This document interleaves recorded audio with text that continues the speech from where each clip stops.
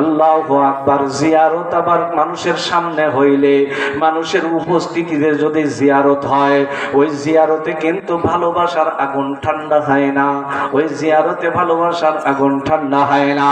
আমার বন্ধুগণ, ঢাকা থেকে বাড়িতে এসেছেন, ঢাকা থেকে বাড়িতে এসেছে স্ত্রীর ভালোবাসায়। আল্লাহু আকবার। বাড়িতে আসার পর আল্লাহ যখন বাড়ির উঠানে গিয়ে দাঁড়িয়েছে, মাও ঘর থেকে বের হয়ে এসেছে, বাবাও বের হয়ে এসেছে, ভাই বোন সবাই বের হয়ে এসেছে, আল্লাহ প্রিয়তমা স্ত্রীও বের হয়ে এসেছে। আল্লাহ ভাই বোনের হাতে বাজারের প্যাকেটটা দিয়েছে। ও বন্ধু, সাক্ষাৎ মায়ের সাথে হয়েছে, ভাই বোনের সাথেও হয়েছে, বাবার সাথেও হয়েছে। আল্লাহ যার ভালোবাসা অন্তরে লালন করার কারণে ঢাকা থেকে টানে চলে এসেছে, ওই প্রিয়তমা স্ত্রীর সাথেও সাক্ষাৎ হয়েছে।